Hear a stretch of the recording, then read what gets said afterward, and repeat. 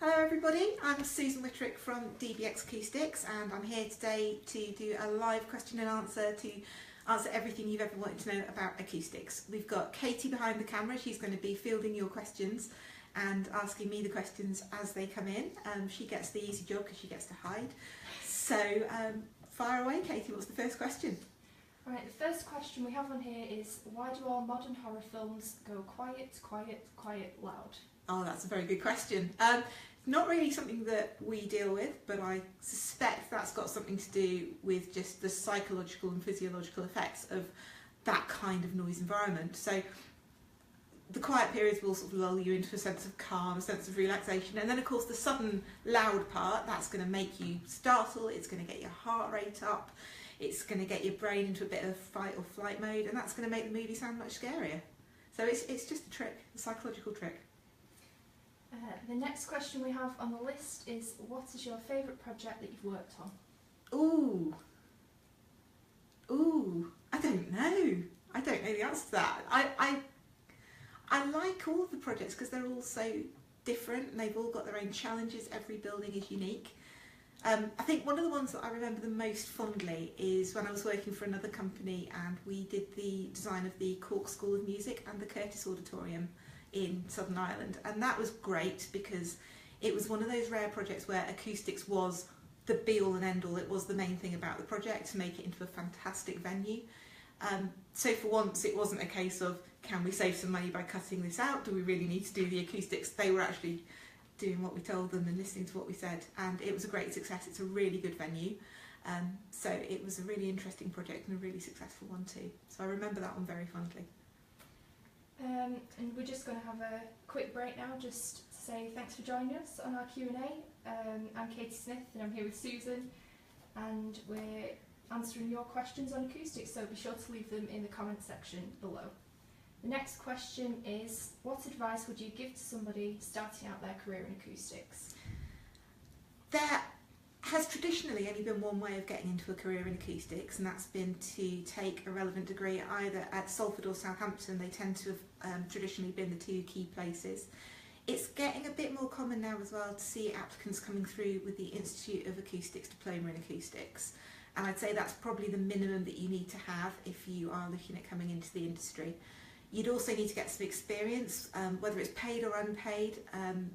Probably doesn't even matter how long. If you can just get a few weeks of unpaid experience, your CV will stand out really well above anybody else who's not got the experience. Make sure that you understand what consultancy is all about. We get a load of CVs that come through and they say, oh, I play in a band and I'm really interested in live music and I've been a sound engineer, and unfortunately those experiences don't really translate into acoustic consultancy, because we tend to do, really it's maths and it's physics and it's English because it's report writing. So you do need to be a bit geeky, but you also need to have a bit more of a sort of science mindset rather than a rock star mindset. But if that doesn't put you off, it can be a really interesting job. So it's definitely worth looking into. And certainly if anyone's watching this and you're thinking about it, drop us an email because we're always happy to talk to people and tell them a bit more about it. Our next question is, what's the difference between vibration analysis and acoustic analysis? Well, I want to give a really flippant answer. Really all acoustics is about vibration, because acoustics as we think of it, that is about the vibration of the molecules in the air as it reaches your ear. Vibration is more about the movement of molecules in a solid. I'm starting to talk myself into circles now, aren't I? But vibration would be much more concerned with the perceptible sort of feeling of sound or vibration that you feel coming up through the floor, coming up through your chair. Vibration that might cause damage in a building, that might keep you awake at night, that could potentially even give health effects. Acoustics is much more concerned with what happens at your ear. So I suppose vibration is what comes through your body, and acoustics is what comes through your ear, very simply. And moving on from that, how do acoustics affect live music? It depends what sort of music, really. You want very different conditions. I'll say if you're an amplified music, you're a rock band, you'll want a very different acoustic condition to if you're a small chamber orchestra. and then a choir would want different conditions again. So the reverberation time of the space where you're performing is really the key thing in how you sound. And if you think about when you sing in the bathroom and it sounds fantastic, that's because your bathroom is very hard, acoustically reflective, you've got a lot of reverberation in there. That sounds really, really good for your voice singing, but if you went in there with your drum kit or your electric guitar, you'd probably quite quickly start to feel very uncomfortable, and the reverberation time in there would be too long. So that's the example really of the different sorts of conditions you'd want depending on what sort of music you're playing. And what kind of materials block sound the best? Assuming that question is talking about more about sort of soundproofing and sound between spaces rather than what's happening within a room, you're really looking at two things. You want something heavy, the heavier the better, so you know, again, sort of taking it to extremes, a sheet of plasterboard is going to do much better than a sheet of corrugated cardboard of the same thickness, just because of the mass of the plasterboard. The other thing you want to think about then is about having multiple layers of a material, and ideally a bit of an air gap in the middle, because you'll find any sort of sheet material is going to deal more with high frequencies, and then it's the cavity in the middle of a wall that's going to deal with the lower frequencies, the bass frequencies. So typically in a building we would quite often go for like a cavity plasterboard wall. We'd probably try not to connect the two sides of the wall if we were really concerned about getting a good performance, and yeah, just get some weight in there, definitely. The next question we have on here is, what do you think the big issues are in the industry right now? Big issues in the industry at the moment, there's a few going around. Brexit's a huge concern, just largely because we don't know what it's going to mean in terms of how the construction industry is going to fare.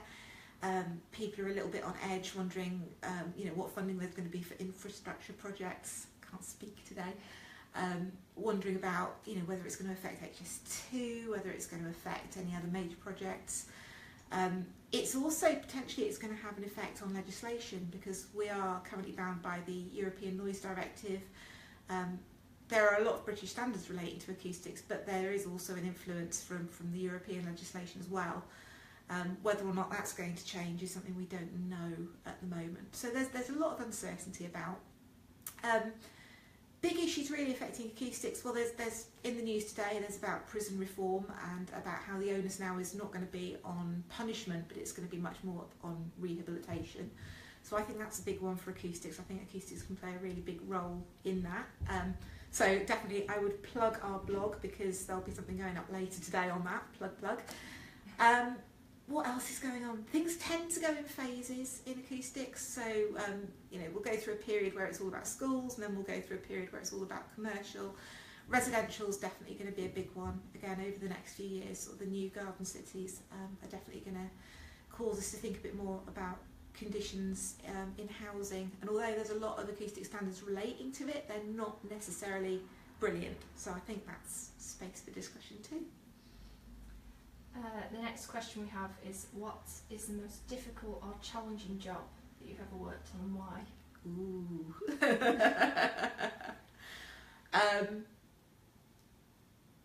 I'm not sure how much I can actually say about it, which probably tells you a bit about why the project was challenging, but I've worked on projects before where there have been big security concerns, so whereas normally we'd be firing emails backwards and forwards and you'd have PDF copies of drawings and things like that, there are some types of projects where you just can't do that because security is so high, so everything has to be done, it almost feels like working in the 70s, everything has to be done face to face, on paper, in a meeting room, and those projects can be really hard just to coordinate and in the physical time that sort of thing takes.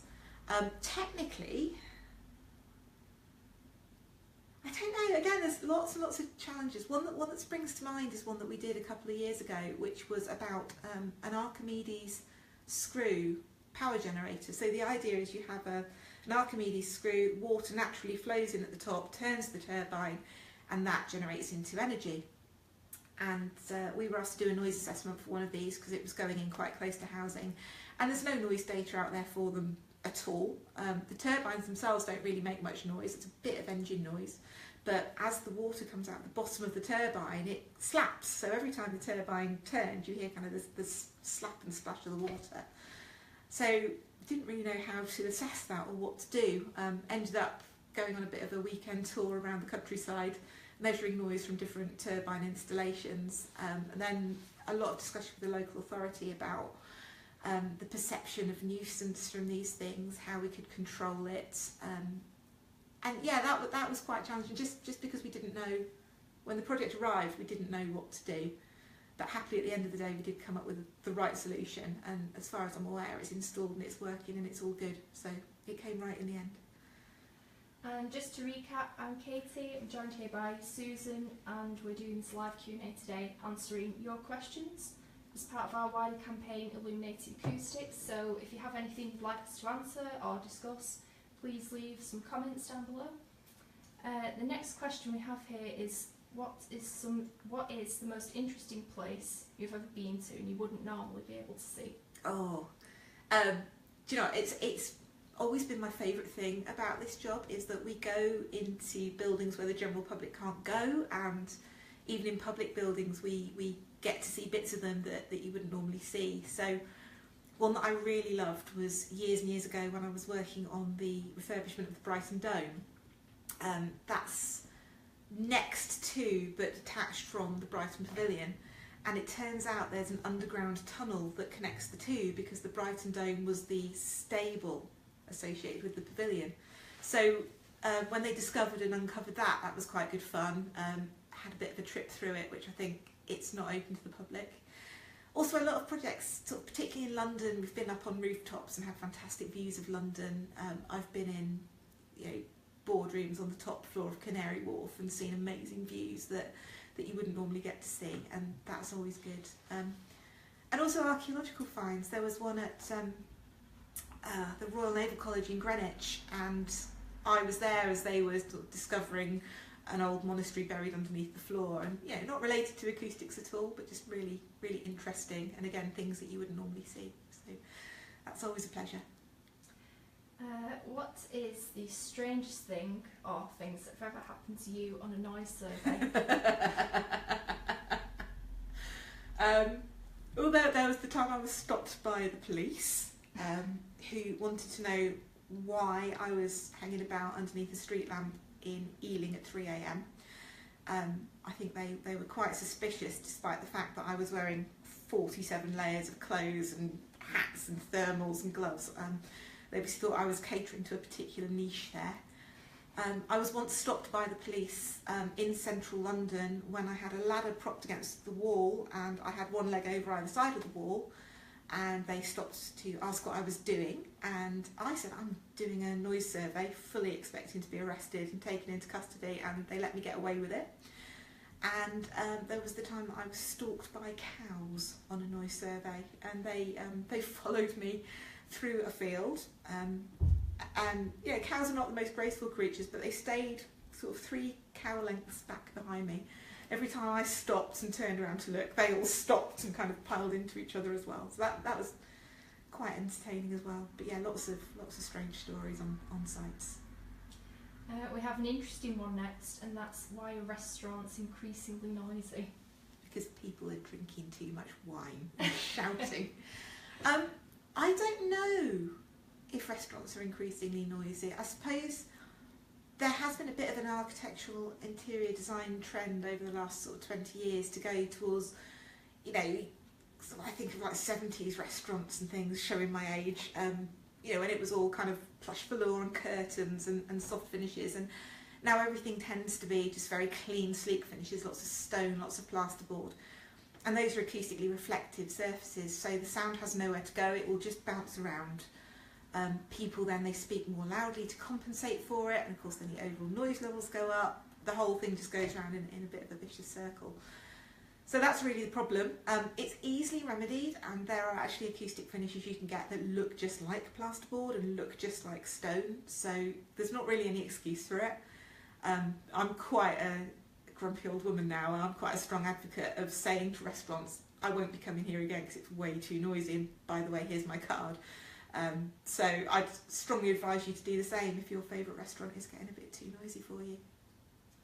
And kind of on a related topic, if you were designing an office space, what would you steer away from, and is it the trend towards an open plan format being bad for business? Ooh, do you know, I don't think open plan is necessarily a bad thing in an office. I think it's a really bad idea in schools, and we did see a few years back, we saw a big sort of trend for open plan in education, which I don't think was successful.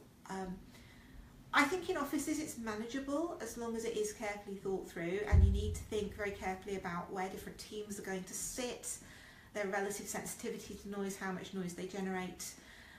But then you can, as long as you've got appropriate treatment, you've got some baffling on the ceiling, you've got some screening between different groups and between different desks, you can definitely make it work. I think the key thing with open plan is to make sure that people have got somewhere quiet they can go when they have to, because everyone's got private phone calls they have to make or private conversations they have to have, and every so often everybody needs to be able to concentrate. So definitely having just little breakout booths, breakout rooms that people can go into is important. But I don't think open plan offices are a bad thing in themselves as long as they're done properly. For anyone who's new, who's just joined us on the broadcast, we're answering your questions today. It's part of our wider campaign Illuminating Acoustics, so if you have any topics you want us to discuss, then leave them in the comment section below. And the next question is, how does reducing noise in hospitals benefit patients? Oh, in so many ways, and it really shocks me that this hasn't been generally picked up in hospital design still. Essentially, if you reduce noise levels in hospitals, then two key things happen. Patients can actually sleep, which is kind of important, and they're also generally going to be a bit less stressed because the environment's going to be calmer. And that in turn has so many benefits. If you are relaxed and you get a good sleep, then you recover more quickly. These are all sort of proven studies. There's quicker recovery times, quicker discharge, less likelihood of readmission or relapse, and there's less prescription of medicines like beta blockers and sleeping tablets as well. So all in all, it's better for the patients and it's a money saver for the NHS. There's also sort of the knock-on effect of staff stress as well, because if patients are calmer and happier, the environment's more peaceful, then staff are less likely to go off sick or be stressed out as well. So they're less likely to be fatigued by the noise levels, they're less likely to make prescription errors. You know, it's a no-brainer to me. You can probably tell it's something I can get on my high horse about, but yeah, acoustics in hospitals would, again, it's a simple thing to improve, and it just needs a little bit of money thrown at it, and I think it would just pay dividends. Another interesting question up next. So, how much quieter would our motorways be if all cars were electric? Ooh. I don't know, but I have suspicion that actually motorways wouldn't be much quieter. And the reason that I say that is because a lot of the noise on motorways doesn't come from engines, it comes from the tyre noise on the road, which is still something that you have with an electric vehicle. I think the benefits acoustically of electric vehicles is going to come in urban areas, you know, where cars are idling at lights, where they're travelling at lower speeds, where, you know, people are sitting outside the kebab shop with the engines idling. That's definitely where you're going to hear the difference. And again, you know, with public transport, larger vehicles as well, that'll make a difference. But on motorways, I think not so much, because you'll still have sort of that dominant tyre noise. And our last question is, as a woman working in a male-dominated industry, how do you think we can encourage more girls to study subjects like physics, engineering and construction? I think I'm laughing because there's just me and Katie in the office today, so it doesn't feel very male-dominated at the moment. I just think that it's important that girls are not made to feel any different. I think we tend to still encourage girls to do girly things like cookery, and we let the boys go off and play in the mud, and I think we just need to let girls be whoever they are as they're growing up. We need to encourage them in whatever interest they have.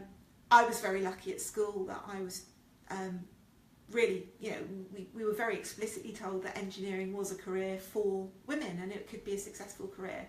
So I was aware, you know, even in secondary school, that it was something that I could do, and it never occurred to me that I couldn't. I do think that we probably need to make a bit more effort in making it very clear to women that it is actually a career that you can go with all through your life. You know, unfortunately it is still the women who end up having the babies, and that's not something the engineering community is still particularly geared up for. So we need to make the industry as a whole much more open to you know, allowing women time off their families, encouraging women to come back, particularly after they've had families, by running more returnships, more flexible working, more part-time working. Again, it's all entirely doable, but it's still a bit of a you know, it is a male-dominated industry, and I think there are still a bit of an old guard out there who don't really understand how they can make things better. So yeah, I think that's what it's about. It's about, you know, start young, make sure girls know that they can do anything they want to do, and then once they're in the industry, support them and give them what they need. So we're about to sign off. It's been a fantastic first Q&A, and we hope that you've all enjoyed it as much as we have. Have you enjoyed it? No, it's been terrifying. But thank you for all the questions. I hope I didn't waffle too much, but yeah, thank you for tuning in, and thank you for your questions and your engagement. Be sure to let us know if you like this format, and we can think about doing it again. Goodbye for now. Goodbye.